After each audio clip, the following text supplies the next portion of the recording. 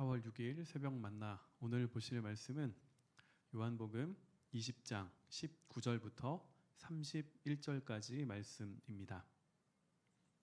제가 봉독하도록 하겠습니다. 이날 곧 안식 후 첫날 저녁 때에 제자들이 유대인들을 두려워하여 모인 곳의 문들을 닫았더니 예수께서 오사 가운데 서서 이르시되 너희에게 평강이 있을지어다. 이 말씀을 하시고 손과 옆구리를 보이시니 제자들이 주를 보고 기뻐하더라. 예수께서 또 이르시되 너희에게 평강이 있을지어다. 아버지께서 나를 보내신 것 같이 나도 너희를 보내노라. 이 말씀을 하시고 그들을 향하여 숨을 내쉬며 이르시되 성령을 받으라. 너희가 누구의 죄든지 사하면 사하여질 것이요 누구의 죄든지 그대로 두면 그대로 있으리라 하시니라. 다른 제자들이 그에게 이르되 우리가 주를 보았노라 하니 도마가 이르되 내가 그의 손에 못자국을 보며 내 손가락을 그 못자국에 넣으며 내 손을 그 옆구리에 넣어보지 않고는 믿지 아니하겠노라 하니라. 여드레를 지나서 제자들이 다시 집 안에 있을 때에 도마도 함께 있고 문들이 닫혔는데 예수께서 오사 가운데 서서 이르시되 너희에게 평강이 있을지어다 하시고 도마에게 이르시되 내 손가락을 이리 내밀어 내 손을 보고 내 손을 내밀어 내 옆구리에 넣어보라. 그리하여 믿음 없는 자가 되지 말고 믿는 자가 되라. 도마가 대답하여 이르되 나의 주님이시요 나의 하나님이시니이다. 예수께서 이르시되 너는 나를 본고로 믿느냐? 보지 못하고 믿는 자들은 복되도다 하시니라. 예수께서 제자들 앞에서 이 책에 기록되지 아니한 다른 표적도 많이 행하셨으나 오직 이것을 기록함은 너희로 예수께서 하나님의 아들 그리스도이심을 믿게 하려 함이요 또 너희로 믿고 그 이름을 힘입어 생명을 얻게 하려 함이니라.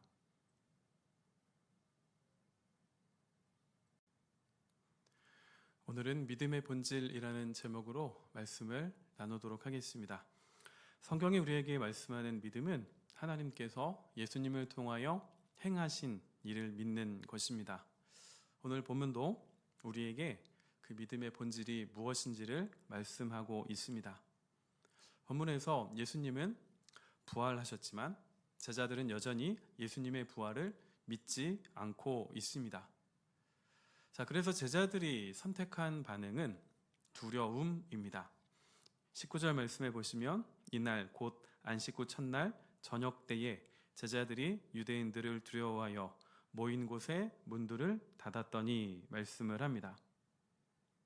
이 당시 예수님을 십자가에 못 박았던 종교 지도자들은 예수님을 추종하던 무리들을 색출하려고 노력했습니다.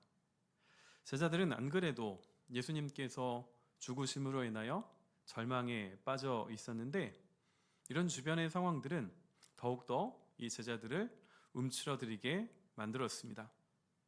그래서 제자들은 모인 곳의 문들을 닫음으로 스스로를 더 깊은 두려움 속에 꽁꽁 가두어 버렸습니다. 제자들을 두려움으로 몰아넣는 이 환경도 문제였지만 제자들 스스로 더 깊은 두려움을 선택한 것입니다. 예수님은 이런 두려움에 빠져 있는 제자들을 찾아가십니다. 그래서 19절 이어지는 내용에 보시면 예수께서 오사 가운데 서서 이르시되 너희에게 평강이 있을지어다 이렇게 말씀을 하십니다. 예수님은 문을 굳게 걸어 잠그고 있던 제자들이 모여 있던 그 자리에 찾아가십니다. 이 부활하신 주님의 몸은 이 부활체라고 부르는데요. 이 닫혀있는 문과 그 벽을 뚫고 지나갈 수 있는 그런 신비한 몸이었습니다. 그래서 예수님은 두려움에 빠져있는 제자들에게 평강이 있을지어다 말씀하십니다. 우리를 두려움과 근심과 염려 속에서 이 평강으로 바꿀 수 있는 것은 부활하신 주님께서 우리를 찾아오시는 것뿐입니다.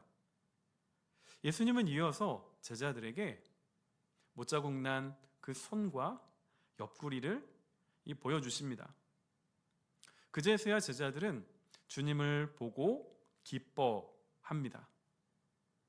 예수님께서 공생의 기간 이 땅에서 일으키신 수많은 기적들이 있지만 가장 최고의 표적은 십자가와 부활입니다. 제자들은 주님의 이 십자가와 부활을 보고 나서야 기뻐했습니다. 그리고 주님은 22절에서 숨을 내쉬며 성령을 받으라 말씀하십니다. 숨을 내쉰다라는 이 표현은 창세기에서 하나님이 사람을 지으실 때에 숨을 불어 넣으셨던 것을 연상시킵니다. 칼빈은 이 본문의 내용을 가지고 이렇게 설명을 합니다. 본문에 나와 있는 성령을 받으라 라는 이 표현을 이 제자들이 성령을 살짝 맛본 것이고, 오순절 그 마가의 다락방에 임한 그 성령의 임하심, 그 성령을 흠뻑 경험한 그때가 오늘 본문에 나온 것과 차이가 된다, 이렇게 설명을 합니다. 여기에서 우리가 주목해야 할 것은 제자들이 성령을 조금 경험했는가 아니면 흠뻑 충만하게 경험했는가가 아닙니다. 예수님께서 말씀하신 대로 예수님이 부활하셨고, 예수님께서 부활하심으로 인하여 약속하신 새로운 시대가 왔다. 그래서 제자들은 지금 그 속에 있다는 것을 우리가 주목해야 합니다. 그렇기 때문에 예수님은 21절에서 아버지께서 자신을 보내신 것 같이 나도 너희를 보낸다, 바로 부활의 증인으로 파송을 하십니다. 그런데 안타깝게도 이 자리에는 도마가 없었습니다. 다른 제자들은 도마에게 우리가 부활하신 주를 보았다 전했지만 도마는 믿지 않았습니다. 도마는 내가 그의 손에 있는 못자국을 보고 내가 손가락을 못자국에 넣고 또 옆구리에 그 손을 넣어보지 않고는 믿지 않겠다, 이렇게 반응합니다. 자, 이제 8일의 시간이 지납니다. 8일의 시간이 흐른 후 도마를 포함한 제자들이 다시 한자리에 모입니다. 도마를 제외한 이 다른 제자들은 부활하신 주님을 만났음에도 불구하고 이들은 여전히 두려움을 선택합니다. 26절에 가서 보시면 여드레를 지나서 제자들이 다시 집 안에 있을 때에 도마도 함께 있고 문들이 닫혔는데, 제자들은 여전히 문을 꽁꽁 걸어 잠그고 여전히 근심과 두려움에 사로잡혀 있습니다. 이런 제자들을 우리 주님은 다시 찾아가십니다.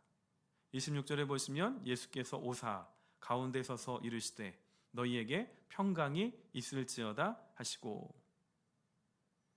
예수님은 도마에게 이어서 자신의 뚫린 손과 옆구리를 내어주십니다.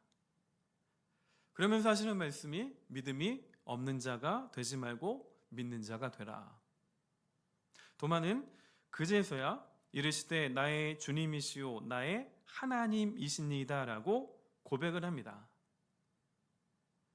예수님은 이때 유명한 말씀을 하십니다. 보지 않고 믿는 자가 복되다 말씀하십니다.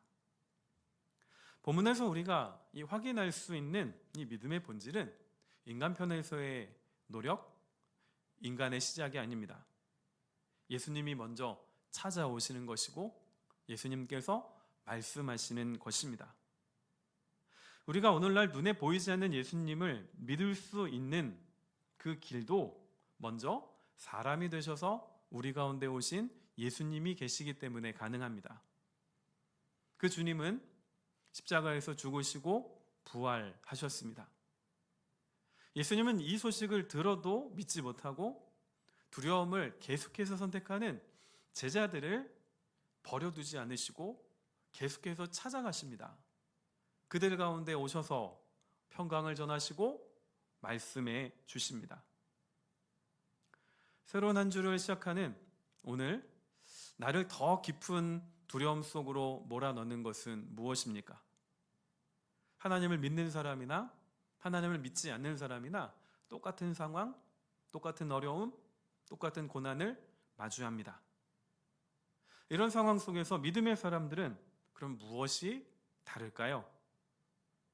세상 사람들은 이런 어려움이 다가오면 나는 혼자라는 생각에 빠져서 본문에 나와 있는 제자들과 같은 선택을 합니다.